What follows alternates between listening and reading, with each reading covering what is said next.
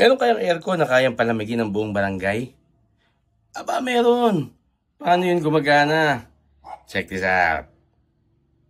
So magandang araw para matuto. Welcome back sa YouTube channel natin or sa Facebook.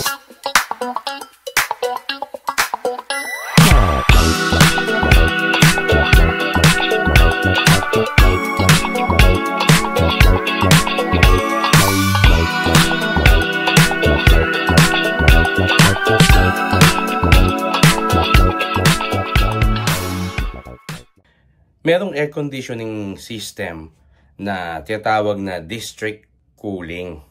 At marami na mga countries ang gumagawa nito, kagaya sa US, Singapore, mga lugar sa Middle East, at Europe, at iba pa. Parang ganito yung principle niyan, di ba? Bumibili tayo ng kuryente. Merong service provider, tapos yung buong bansa ay bumibili sa kanila, nagbabayad sa kanila ng supply ng kuryente. Ganon din sa tubig, di ba? Merong service provider kagaya ng Nawasa, ng Maynilad, di ba? Tapos, magbabayad tayo sa kanila monthly. Pwede rin niyang gawin sa malamig na temperature o sa pagbili ng malamig na hangin. Ang unang-unang gagawin palalamigin yung tubig. So, meron silang chilled water production. Ito yung pinaka-central plant. Kumbaga sa isang bahay, dito lulutuin. Kaya lang kabaliktaran, imbis na painitin, papalamigin yung tubig, na pinapalamig ng mga chillers, May mga absorption chillers or combination ng central plant na nagpapalamig ng tubig gamit ang chillers or absorption chillers. Pagkatapos na mapalamig yung tubig, i-distribute na ito. So, merong distribution network ng chilled water. Pinapump yung chilled water papunta sa mga underground pipes, mga tubo sa ilalim ng lupa na nakakonect sa mga buildings na bibili ng malamig na temperature.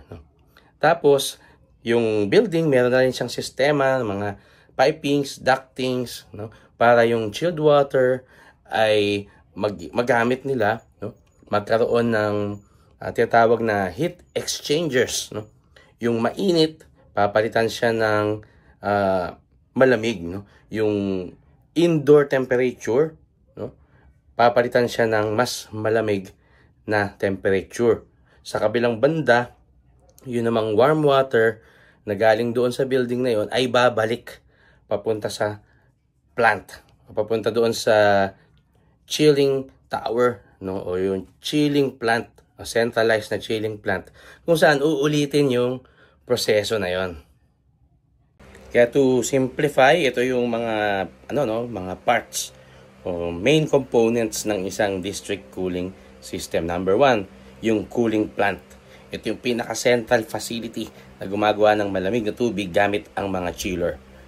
Yung distribution network, kung saan yung malamig na tubig na nagawa na ay padadaluyin nila sa mga insulated pipes papunta sa iba't ibang mga buildings at mga lugar. Tapos yung cooling exchange, kung saan sa loob ng bawat building, kusali, ang malamig na tubig ay napapalamig ng hangin gamit ang heat exchangers. Yung pang-apat, yung return cycle. Kapag ka nagamit na yung malamig na tubig at uminit na ito, kasi napalamig niya na yung isang building, merong sistema para bumalik ito sa cooling plant para palamigin uli. Sa pamagitan ng sistemang yan, parang nasa isang malaking ref ang buong city o ang buong district. Galing, di ba? Ano yung mga countries na gumagamit na nito? Aba, marami na. Unang-una dyan, yung Middle East, sila yung pinaka-malaking gumagawa nito. UAE, Saudi Arabia, Qatar. Sa Asia naman, ang Singapore, ang may pinaka-advanced na district cooling system na ginagamit nila yung tubig sa dagat doon sa Marina Bay area. Isipin mo yun, Parang libre yung tubig. Yung China, ganoon din. South Korea, saka Japan. Sa Europe, yung Sweden, Denmark, Germany, at ang Amerika. So sila yung mga pioneers sa paggamit ng ganitong klase ng cooling system sa kanilang mga establishments, sa kanilang mga districts, sa kanilang mga gusali. Ano ngayon ang advantages ng paggamit ng district cooling? No? Unang-una, mas matipid siya sa kuryente, no? Kaysa sa mas maraming hiwa-hiwalay na aircon. No? Isipin mo, isang malaking aircon system na lang, air conditioning system para sa isang malaking lugar. So matipid talaga sa kuryente yun. Pangalawa, mas eco-friendly siya dahil mas mababa ang carbon footprint, no?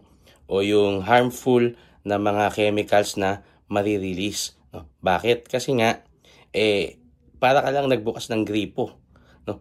Na may iisa na nagbibigay sa'yo ng malamig na temperature na kailangan mo. So, mas konti ang kailangang effort at harm na ibibigay sa environment, no? Kasi centralized nga siya.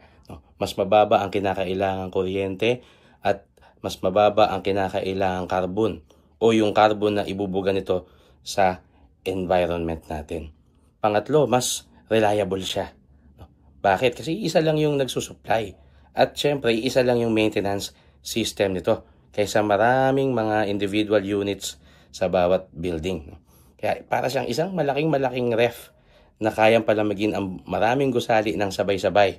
At kapag nasira ito, iisa lang ang tatawagin natin. At syempre, meron silang sistema para maiwasan yung mga aberya. Naghahanap ka ba ng bahay? Kasi marami ngayon gusto magpagawa ng bahay, pero kung gusto mo, tapos na yung bahay, tapos ako pa yung gumawa, ako pa yung nag-design, meron akong binibentang bahay. Ito yung Japinoy house. Japinoy kasi Japanese inspired. Pinagsama natin yung Japanese aesthetic tapos yung Pinoy culture sa isang bahay. Binibenta ko ito ngayon for 6.9 million pesos, yun yung asking price ko. Pero pag-usapan natin, no? Ang features ng bahay nito, 2 stories siya, 50 square meter floor area, 57 square yung property. So hindi siya ganun kalaki, no?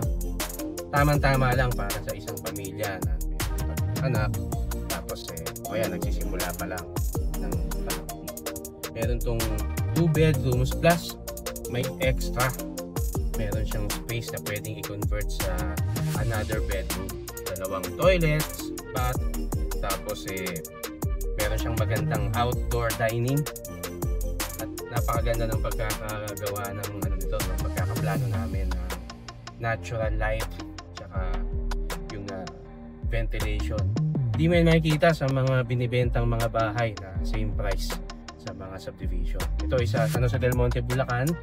Never babahain itong lugar na to dahil mataas yung lugar na ito, San Jose del Monte, Bulacan.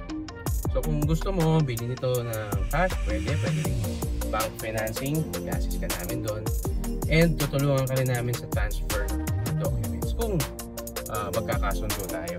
So pwede mong bisitahin, pwede mo akong i-text sa number na bibigay ko or i-email mo kami at pag-usapan natin. So yan muna ang isang edisyon ng aking Talking Head video. So sana natuto kayo at magkita-kita po ulit tayo sa susunod. Ingat po tayong lahat. Kung hindi ka pa subscribe sa aking YouTube, please subscribe. Kung hindi ka pa follower sa Facebook, please like, follow, and share my content sa iba. Maraming salamat po. Ingat po tayong lahat. Ako po si Architect Ed. Bye!